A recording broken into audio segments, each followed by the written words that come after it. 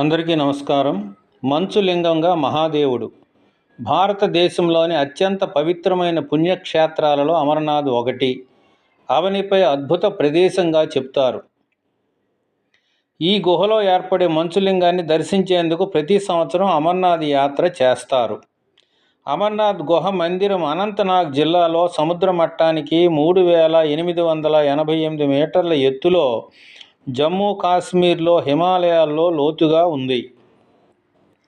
హిందూ పురాణాల ప్రకారము తన భార్య పార్వతీదేవికి ఈ గుహలో అమరత్వం గురించి శివుడు వివరించారని, ప్రధాన మంచులింగంతో పాటు మరో 2 మంచు ఆకారాలు వినాయక పార్వతీదేవిగా ఇక్కడ భక్తులు కొలుస్తారు.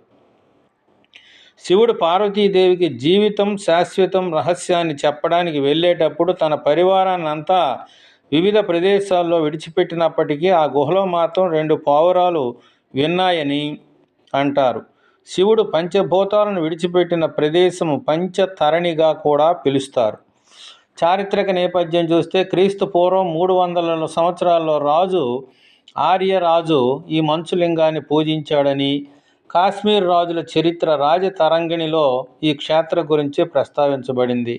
రాణి సూర్యమతి త్రిశూలము బాణలింగాలు సమర్పించినట్లు చెబుతారు.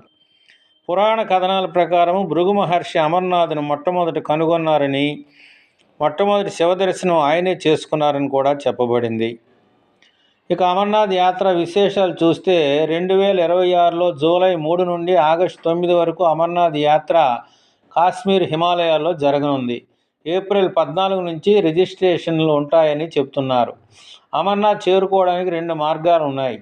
పహల్గామ్ నుంచి 48 కిలోమీటర్ల దూరము, బల్తాల్ నుంచి 14 కిలోమీటర్ల దూరము కష్టమైన మార్గం ఇది. రిజిస్ట్రేషన్ తప్పనిసరి. SASB అధికారిక వెబ్సైట్లో ఉంటుంది. వయసు 13 సంవత్సరాల నుంచి 70 సంవత్సరాల మధ్య వాళ్ళే వెళ్ళాలి. గర్భిణీ స్త్రీలకు అనుమతి లేదు. ఆధార ఇతర గుర్తింపు కార్డులు కూడా పట్టుకోవాలి. రిజిస్ట్రేషన్ కోసం ఆరోగ్య సర్టిఫికేట్ తప్పనిసరిగా ఉండాలి. అలాగే బల్తాల్ నుండి హెలికాప్టర్ సేవలు కూడా అందుబాటులో ఉన్నాయి. అవకాశం ఉన్నవారు అమర్నాథేశ్వరుని దర్శించుకోండి. ఆ పరమశివుని అనుగ్రహాన్ని పొందండి. సర్వేజన సుఖినో భవంతు. ఈ వీడియో నచ్చితే లైక్ చేయండి, షేర్ చేయండి, కామెంట్ చేయండి.